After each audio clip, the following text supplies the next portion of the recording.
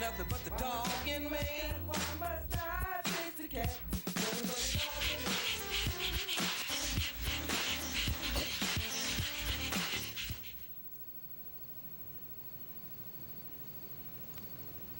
Good evening and welcome to Posse Presents. Hope everyone had a good Thanksgiving. I hope your pants are fitting better than mine are tonight. It was a great little get-together. Sarah and her husband and her mother-in-law and the two girls who are my nieces, and a pit bull and a pug and another pug. So, I was in my glory. Hopefully everybody else had a good time and, a safe holiday. Hopefully most of you didn't have to work yesterday like I did, but, it is what it is. And if you did have to work, then you know how I'm feeling right now. And life goes on. Gonna give a shout out to Zach, who is not here tonight. He got a job, and I'm very proud of him. So he's not gone, and he's certainly not forgotten, but he wanted to be available for them tonight, and that's perfectly fine. I'm gonna keep a close tabs on that because I don't plan on entirely losing him.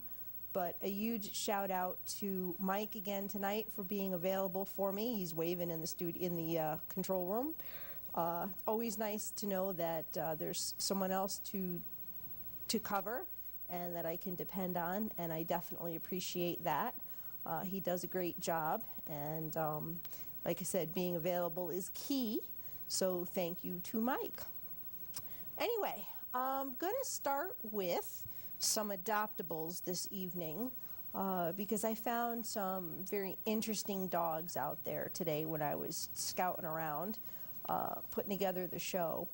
Gonna start with Clifford, who's not exactly a big red dog, but he's a big white dog. He is listed as a Great Pyrenees. I think he looks a little like a mix to me, but hey, I could be wrong. In any case, he's a big boy. He's about a year old, and he is 95 pounds.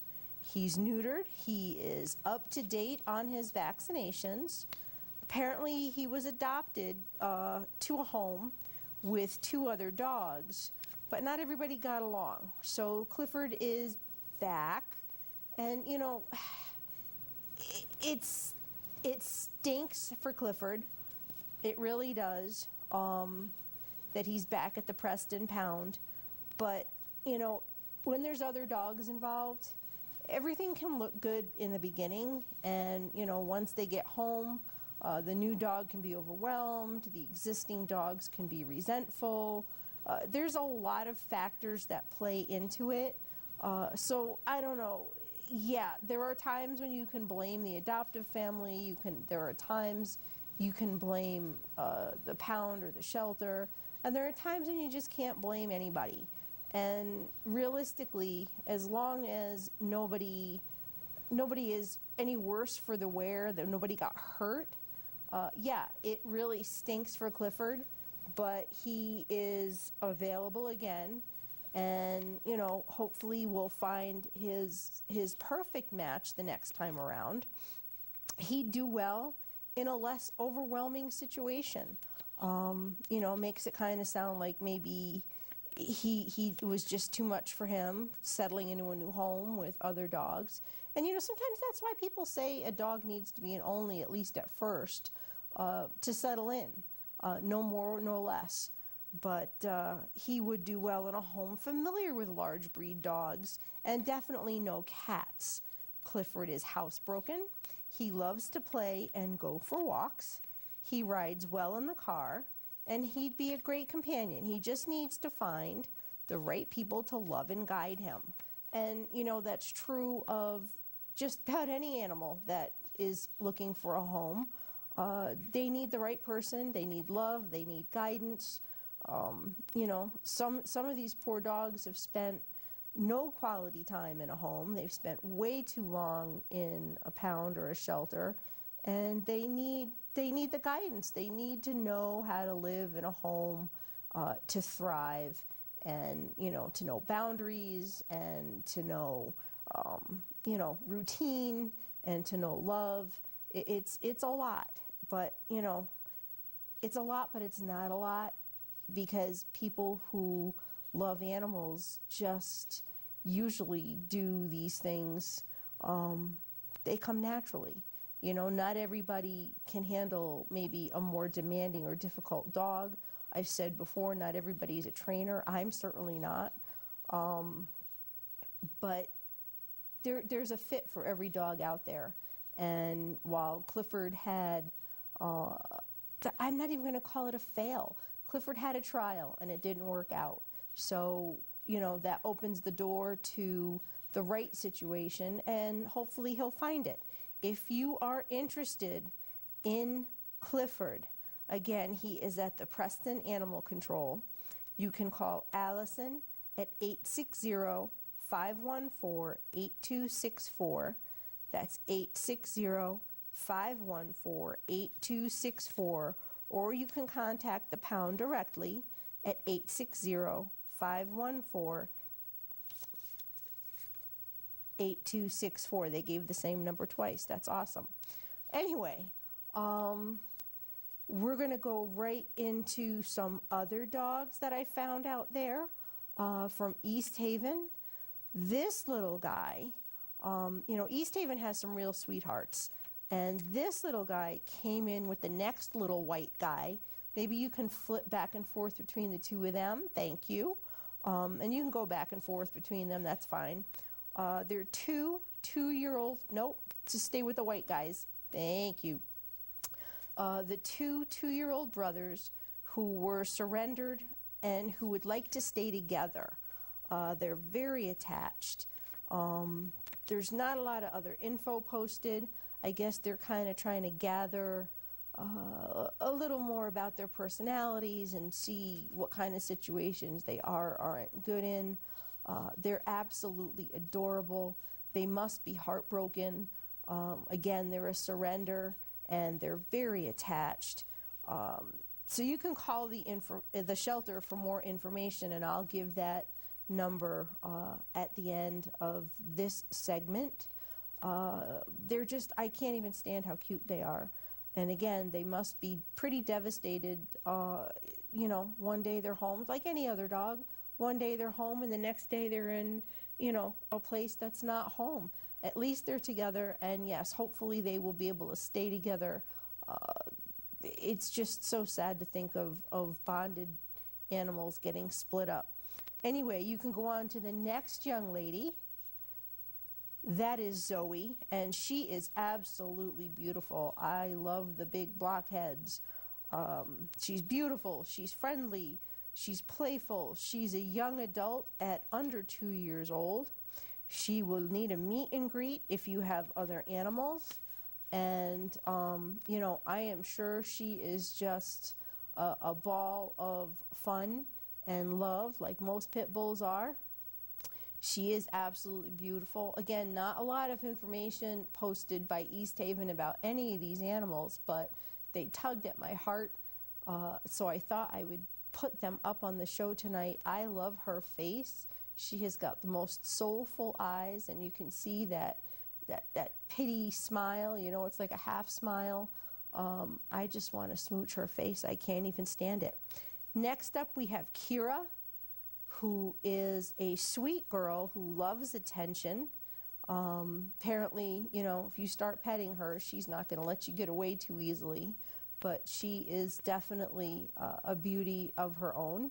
And, I know that I don't do cats that much on the show, not for any other reason than I see more dogs than I see cats in need of homes. So I thought, I'd throw her in the mix and perhaps redeem myself. And maybe somebody would want to give Kira a home. She is beautiful. She's got gorgeous eyes, and I love those big white whiskers. And she's definitely a love bug. So if you're looking for a kitty, she might be your gal. Next up is Brody. Now, Brody is a 5-year-old boxer mix. He's well behaved. Apparently, he's quite a character. He loves to play with other dogs, And I think anybody would hit the jackpot with any of these adoptables. Brody just looks like he is the man about town, a big boy as well. You know, any dog that's good with other dogs, that's a great start, you know. The dogs that have to be onlys are such a niche home to find.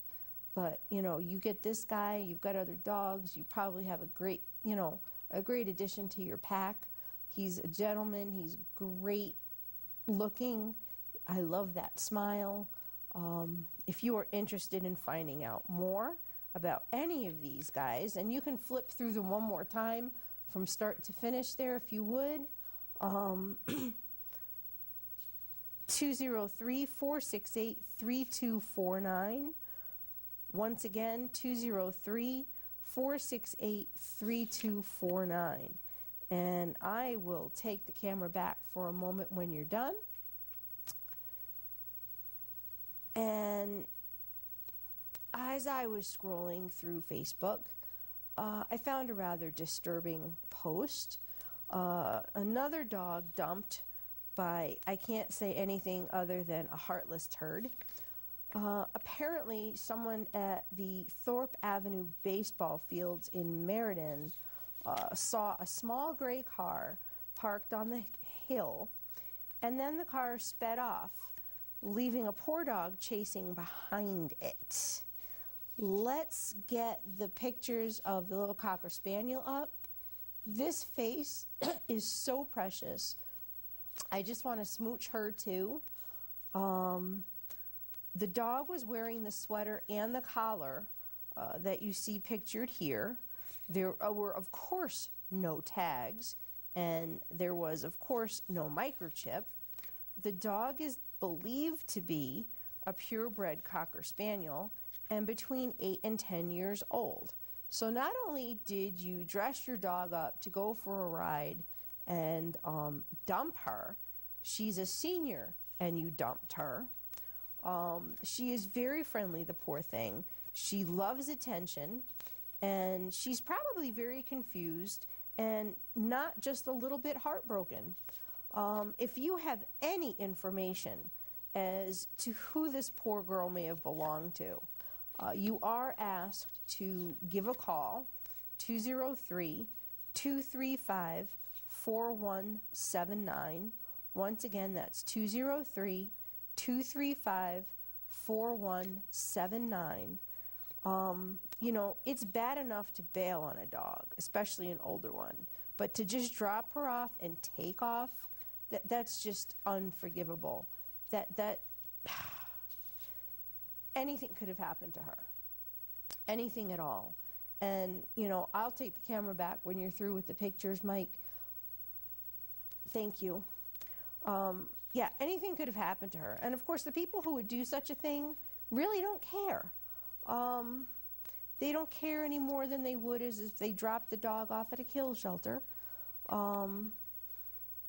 You know, unceremoniously dumping a dog, whether it's in a kill shelter or on the street like that. I can't imagine the terror that poor little dog must have felt, probably pushed forcibly out of the car and watching her owner drive off.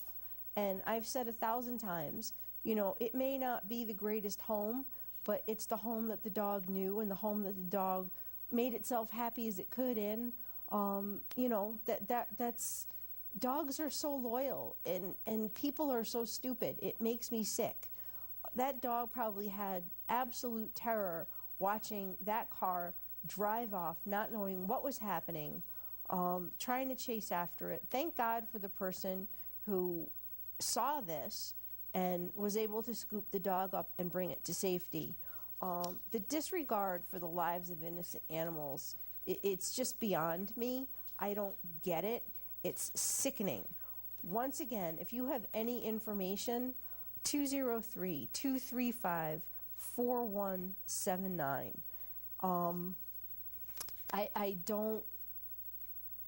I don't understand.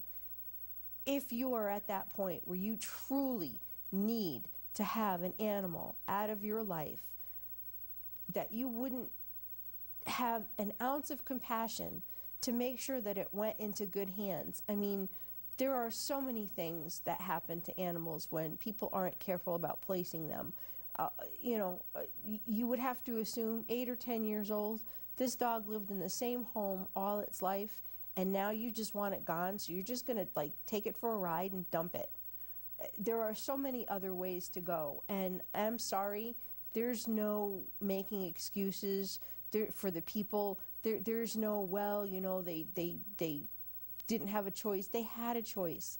Look at what they did. There were a lot of choices. If you really need an animal to be out of your home, there are different ways to do it than to be cruel and unkind. Unfortunately, people will dump an animal in a kill shelter and never look back. They'll take a sick animal and dump it in a kill shelter and never look back. How can you not care about an animal that you took the responsibility for? It just boggles my mind. There's another situation that I saw with this poor cat. Do we have the picture of the cat? This poor cat was left in a crate at an apartment complex rental office in Torrington. Now, okay, fine, you were a big person. You left it somewhere where people would find it. Good for you, you still dumped your cat. If anybody has any information about who may have had this cat at the Georgetown Apartments in Torrington, please call 860-485-9165. That's 860-485-9165. And this is another, I'll take the camera back. This is another situation that makes me nuts, because people move and they leave animals behind. It happens all the time. It's a sickening trend. Yes, this one was left, like I said, where people would find it. Okay, kudos to you for that. But there are countless others left behind in apartments, in houses, in basements of houses, in attics of houses, whether they're left loose or they're left crated. They're left with no food or water. Sometimes they're left crated and they suffer and die in their own filth. No food or water, not a care in the world. These people just leave and figure someone's going to find the animal. I mean, how do you do that? No one knows they're there. Nobody. Just how do you do that? You just pick up and leave. You pack up your furniture. I mean, yeah, there's the people who leave the animals inside to die, or there's the people who just open the door and let the animals go to die. One way or the other. I mean, there's a picture of this poor dog. The family left furniture at the curb, and the poor dog was on the curb on the furniture waiting for his people to come back because that was his furniture in the house. How do people do these things? I don't understand. If an animal is part of your family, and I guess apparently it's because the animal's not part of your family, then don't get an animal. If that in your head is your only choice, then there is something wrong with you. I've seen, when I was with the shelter, people pull up in a moving van with a dog. Oh, we're moving, we can't keep the dog. When are you moving? We're moving now, we have to leave it with you. No, we don't have room. We can't take your crazy dog that you've never done anything with. It's not neutered, it's not up to date on shots. Now you're moving and you just feel like, okay, I'm gonna drop it off at the shelter while I'm in the middle of a moving run. That's not how it works. People, and there are certain times, all right, yeah, you really, really can't help it, and it's in the best interest of the animal that you can't keep it. I get that. But you knew you were moving. You knew something was going on. You knew you couldn't keep it. You can't wait until the last minute and be mad because a shelter can't take it because they're full. You can't be irresponsible and just dump it on the streets. Do you begin to realize what happens to animals that are dumped on the street like that? They're either going to get hit by a car, they're going to get eaten by something for dinner, because whether you think they're out there or not, We've got coyotes, we've got foxes, we've got bears, we've got fisher cats, we've got predators out there. In the middle of cities, they're there, trust me. You know, the dog's gonna, or the cat is gonna end up in the wrong hands. Whether anybody wants to believe it or not, there are people who scoop up animals that they can get their hands on for bait dogs. And if you don't know what a bait dog is, or they use cats, they use puppies, they use anything they can get their hands on, as long as it's for nothing. You know, they've got to train fighting dogs on something, so they use any kind of poor innocent animal they can get their hand on. Then there's the other end of that, where people scoop up animals that they can get their hands on and sell them to labs, because you know what? There's quotas to meet, and the labs will pay for animals, and they don't care if it was your pet yesterday. That's how a lot of pets get stolen. They don't care if it was your pet yesterday. They're going to pay whoever brings the animals in so they can experiment on them and torture them until they're dead. So, you know, really think about this. I understand that if you don't care when you dump an animal, you're not going to care what happens to it. But have some compassion and have a heart. And trust me, believe me, these are the things that happen. If you think it doesn't happen in your neighborhood, you're wrong. And, you know, it's make a plan. Reach out to a rescue. Try to find a better option. You know, if you don't have family or friends, widen your circle. Do the best you can to make sure the animal falls into the best hands possible. It may not be easy, but that animal's life is worth it, because you know what? For however long you had it, not only did you make the commitment to its well-being, but it depends on you for its well-being. And, you know, you may not care, but the safety and the future of that animal lies with you. So I'm going to end my rant, because it's a rant now. So deep breath. Last Sunday was the Sweetpea Memorial, and I was able to attend. Special thanks to my friend Jennifer Duke French and to Sherry Gioia for Jennifer drove. Sherry was excellent company. We had, shall we say, an eventful journey up, and I'm going to leave it at that at the risk of embarrassing anybody. But it was a very, very emotional night. And we do have some pictures. I was one of the speakers, and here I am giving my speech, of course, wearing my Sweetpea Strong shirt. And, you know, it was an honor to be able to say a few words. Next, we have the stone that was made to remember the animals. And there's bigger plans for that than to just be a display, but that's a beautiful monument to the lives that were lost. Next, here we have them all set out. You know, the remains were cremated, and they were blessed by the Reverend Fish, who did an amazing job. He clearly gets the relationship between animals and people. And one of those little battery-operated candles was lit for every animal as their name was read out. And that was a rather difficult process. But we all got through it. And kudos to Michaela and Serena for getting that done. Next, here we have at the end of the night, as I said, Sherry and Jennifer and Juno and me and Juno's mom, Deb, took a moment just to take a picture. And of course, you know, I had to have Juno in my arms because I love Juno, just like I love my lady friends in the picture there. Again, couldn't have gotten there without Jennifer driving. And, you know, Jennifer and Sherry were great company.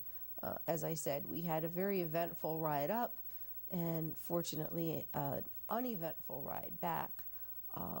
Deb, Juno's mom, officiated and gave a speech, and she did a great job. She held it together really well. Got to give that lady a lot of credit for all she does, but for holding it together and putting it out there for the memorial. She did again an awesome job. I'll take the camera back because I think that's it.